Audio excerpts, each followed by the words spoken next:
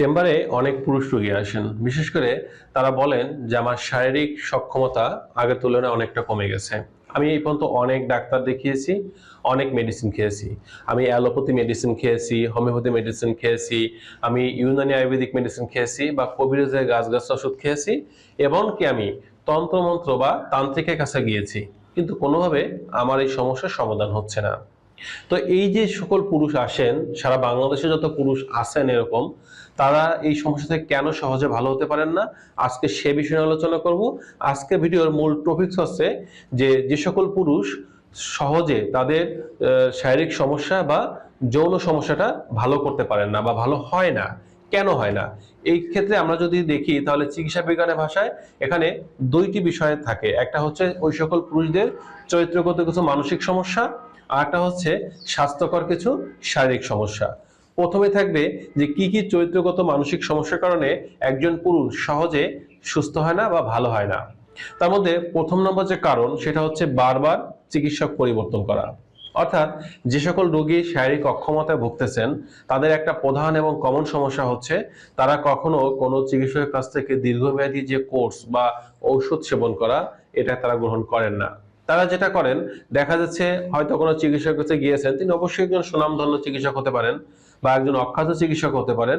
সেই চিকিৎসা গ্রহণ করতেছেন, হয়তো কিছুটা উন্নতি পাচ্ছেন। হঠাৎ করে আপনার কোনো আত্মীয় বা কাছে মানুষ আপনাকে বলল যে তুমি তো ওই ডাক্তার দেখাচ্ছ, ওর থেকে অমুক ডাক্তার খুব ভালো। তখন কি করতেছেন, ওই ডাক্তার ওষুধ সেবন না করে আপনি অন্য ডাক্তারে চলে যাচ্ছেন, সেই ওষুধ খাচ্ছেন, খাওয়ার পরে আবার অন্য কারোর কথা শুনে অন্য ডাক্তারে যাচ্ছেন। আপনি ঘন ঘন বারবার চিকিৎসক পরিবর্তন করছেন।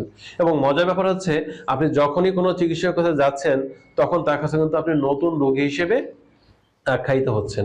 কারণ আগের ডাক্তার কি মেডিসিন দিয়েছে, কি খেয়েছেন, ওগুলো কিন্তু উনি গুরুত্ব দিবেন না। আপনি যখন তার কাছে যাবেন, আপনার সমস্যাগুলো জেনে সেই চিকিৎসা কিন্তু তার মতো করেই মেডিসিন বা চিকিৎসা দিয়ে থাকবেন। তখন দেখা যাচ্ছে একদিকে যেমন আপনি প্রত্যেক চিকিৎসকের কাছে নতুন রোগী হিসেবে আবির্ভূত হচ্ছেন, এতে করে আপনার একদিকে যেমন চিকিৎসার ব্যয় বৃদ্ধি পাচ্ছে, সময়ের অপচয় হচ্ছে এবং মানসিকভাবে আপনি ভেঙে পড়ছেন, নিজেই তখন নিজেকে অক্ষমতার রোগী হিসেবে আখ্যায়িত করতে শুরু করেছেন এবং ভাবতে শুরু করছেন আমি মনে হয় কোনোদিন ভালো হতে পারবো না, বা আমার সমস্যাটা মনে হয় অনেক গুরুতর জটিল পর্যায়ে চলে গেছে। অবশ্য কিন্তু এই সমস্যাটা কিন্তু আপনি নিজেই সৃষ্টি করলেন। দ্বিতীয় নম্বর যে চরিত্রগত সমস্যা থাকে সেটা হচ্ছে চিকিৎসার পূর্বে বা চিকিৎসা চলাকালীন অবস্থায় অথবা চিকিৎসার পরে প্রচুর পরিমাণে অন টাইম উত্তেজক মেডিসিন সেবন করা। আমাদের দেশের যে সকল পুরুষ শারীরিক সমস্যায় আক্রান্ত হন বিয়ের পরে, দেখা যায় তারা যখন প্রথম অবস্থায় স্ত্রীকে বিছানায় সুখ দিতে ব্যর্থ হন, তখন কি করেন, কোনো চিকিৎসকের কাছে কিন্তু সহজে যান না। তারা যেটা করেন, বাজারে কোনো মুদি দোকান থেকে বা কোনো ফার্মেসি থেকে ওয়ান টাইম যে উত্তেজক পিল, ক্যাপসুল বা ট্যাবলেট অথবা লিকুইড আকারে যে সিরাপ পাওয়া যায়, এগুলো নিজের মতো করে কিনে খান। খাওয়ার পরে বেশ কিছু সুফল লাভ করেন এবং এগুলো যখন প্রতিনিয়ত এই উন্নতি পাওয়ার জন্য এগুলো খেতে থাকেন, একটা পর্যায়ে দেখা যায় যে আপনি ওয়ান টাইম ওষুধের প্রতি আসক্ত হয়ে যান। এবং এটা খেতে দীর্ঘদিন যখন আপনি খান, 2 বছর 4 বছর বা কেউ 5 বছর খাচ্ছেন, তখন একটা পর্যায়ে এই মেডিসিনগুলো আপনার শরীরে রেজিস্ট্যান্স হয়ে যাচ্ছে এবং এটা কিন্তু এর যে কার্যক্ষমতা হারিয়ে ফেলতেছে বা আপনার শরীর কিন্তু আর কাজ করতেছে না। তখন আপনি শেষ পর্যায়ে গিয়ে হয়তো কোনো চিকিৎসকের কাছে যাচ্ছেন, চিকিৎসক যখন ট্রিটমেন্ট দিচ্ছেন, একটু আস্তে আস্তে উন্নতি আসতে শুরু করছে, তখন আপনার কিন্তু এই ধৈর্য নেই। আপনি যে 15 দিন 20 দিন মেডিসিন খাওয়ার পরে যে উন্নতি আসবে, সেই পর্যন্ত ধৈর্য আপনার নেই। আপনি কি করতেছেন, চিকিৎসকের মেডিসিনও খাচ্ছেন, গোপনে আপনি ওয়ান টাইম ওষুধও খাচ্ছেন। তখন ক্রিয়া প্রতিক্রিয়ার মাধ্যমে দেখা যাচ্ছে যে ওই চিকিৎসকের মেডিসিনে কোনো কাজ করতেছে না। তখন আপনি কি করতেছেন, আপনি আবার ওই চিকিৎসক পরিবর্তন করতেছেন বা চিকিৎসা ছেড়ে দিয়ে আবার নতুন করে ওয়ান টাইম কি ভালো মেডিসিন পাওয়া যায় সেগুলোর দিকে ঝুঁকতেছেন। অর্থাৎ এই ওয়ান টাইম মেডিসিনের প্রতি আসক্ত হওয়ার ফলে একজন পুরুষ কখনো সহজে সুস্থ হতে পারে না। তৃতীয় নম্বর যে কারণ এটা হয়ে থাকে সেটা হচ্ছে আত্মবিশ্বাসটা হারিয়ে ফেলা। আপনি প্রতিবার মিলনের সময় আপনার ব্রেনকে সিগন্যাল দিচ্ছেন আমি মনে হয় এবারও পারবো না। যখন আপনি নেগেটিভ সিগন্যালটা আপনার ব্রেনকে দিচ্ছেন, আপনার ব্রেন কিন্তু নেগেটিভ কাজটাই করতেছে। আপনি যখন মনে ভাবতেছেন আমি মনে হয় এবারও 30 সেকেন্ড থেকে সর্বোচ্চ 1 মিনিটের মধ্যে বীর্যপাত করে ফেলবো, আমি পারবো না, ঠিক আপনার ব্রেন নেগেটিভ সিগন্যাল পেয়ে নেগেটিভ কাজটা করতেছে, আপনি 1 মিনিটের বেশি সময় নিতে পারছেন না। অর্থাৎ আপনার আত্মবিশ্বাসটা হারিয়ে ফেলেছেন বা এটা নষ্ট হয়ে গেছে, যার ফলে দেখা যাচ্ছে আপনি সক্ষমতার পরিচয় দিতে পারছেন না। 4 নম্বর যে কারণে এটা হয়ে থাকে, 4 নম্বর যে চরিত্রগত মানসিক সমস্যা, সেটা হচ্ছে এই ধরনের পুরুষ যারা স্ত্রীকে বিছানায় অর্গাজমের সুখ দিতে পারে না, তারা বাইরের কোনো মেয়েদের দেখলে, মহিলাদের দেখলে তিনি খুব বাজে কল্পনা করেন এবং প্রচুর পরিমাণে পর্ন মুভি এটা দেখে থাকেন বা পর্ন মুভির প্রতি তারা আসক্ত হয়ে থাকেন। অর্থাৎ সুযোগ পেলেই পর্ন মুভি দেখেন এবং ওখানে যে ফিমেল অ্যাক্ট্রেস থাকে তার চেহারা, তার শারীরিক অবয়ব, এগুলোর সাথে যদি বাস্তব কোনো মেয়ের ফিজিক্যাল স্ট্রাকচার বা মুখের ফেস বা চেহারা যদি মিলে যায়, তখন ওই মেয়েটাকে নিয়ে ঠিক ওই যে পর্ন অ্যাক্ট্রেস যে মহিলা ফিমেল অ্যাক্ট্রেস ছিল তার শরীরের সাথে বিভিন্ন কিছু মেলানোর চেষ্টা করেন এবং ওই মেয়েকে বা মহিলাকে নিয়ে খুব বাজে কল্পনা করেন, নোংরা কল্পনা করেন। তখন দেখা যায় আপনি অতিরিক্ত উত্তেজিত হতে হতে একটা পর্যায়ে কখন যে আপনার পেনিস দিয়ে পাতলা চটচটে আঠালো কামরস বা বীর্যের ন্যায় ঘন রসটা বেরিয়ে যাচ্ছে, এটা আপনি বুঝতেও পারেন না। যখন অনাকাঙ্ক্ষিতভাবে স্ত্রীর সাথে সহবাস না করেই আপনার এরকম সমস্যা ঘটতে থাকে, তখন একটা পর্যায়ে আপনার পুরুষ যে ইরেকটাইল ডিসফাংশন এটা দেখা দেয় বা পেনিসটা ইরেক্টেড হতে পারে না, ইরেক্টেড হওয়ার সক্ষমতা হারিয়ে যায় এবং প্রিমেচুর ইজাকুলেশন এই সমস্যা দেখা দেয়, যার ফলে আপনি স্থায়ীভাবে অক্ষমতা রোগীতে পরিণত হয়ে যান। এবার আসি কি কি শারীরিক স্বাস্থ্যগত সমস্যার কারণে এমনটা হতে পারে। তার মধ্যে প্রথম সমস্যাটা হচ্ছে যদি জন্মগত কোনো ত্রুটি থাকে, যেমনটা হতে পারে হয়তো জন্মগতভাবে আপনার পেনিস 3 ইঞ্চি থেকে ছোট হতে পারে বা সামান্য 3 ইঞ্চি থেকে সামান্য একটু বড় হতে পারে, এই কারণে হতে পারে। অথবা দ্বিতীয় নম্বর যে সমস্যা কারণে হতে পারে সেটা হচ্ছে যদি কোনো কারণে আপনার স্পাইনাল কর্ড ক্ষতিগ্রস্ত হয়, যার ফলে দেখা যাচ্ছে যে স্পাইনাল কর্ড বা আপনার মস্তিষ্কের যে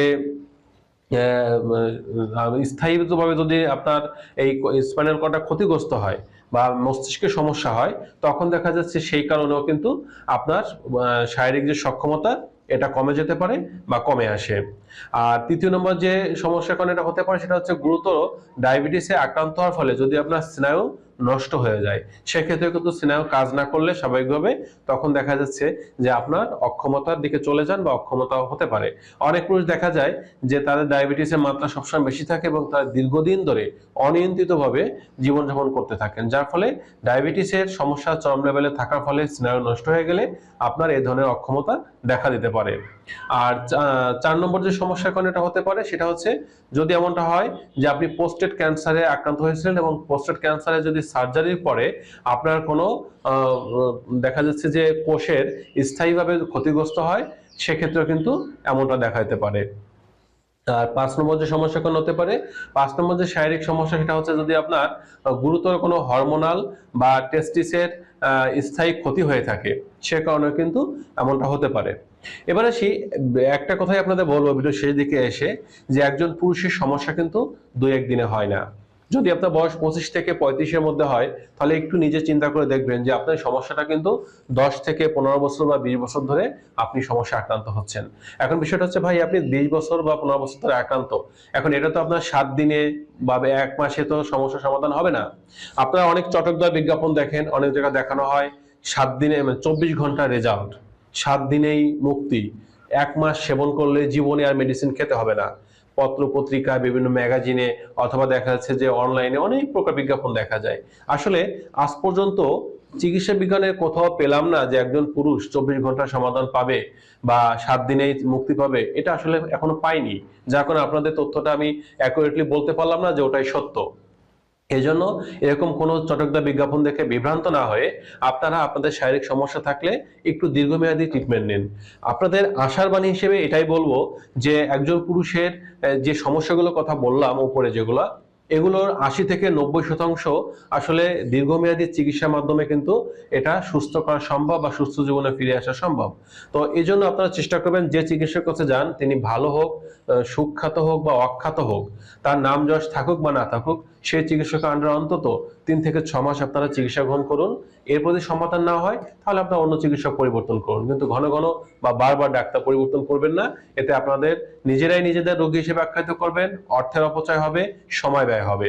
তো চিকিৎসা বিষয়ে কোনো তথ্য বা পরামর্শ জানা থাকলে আপনারা কমেন্ট করতে পারেন, আমি এবং আমার টিম চেষ্টা করবো আপনাদের কমেন্টে রিপ্লাই দেওয়ার জন্য। সকলে ভালো থাকবেন, আজ এ পর্যন্ত।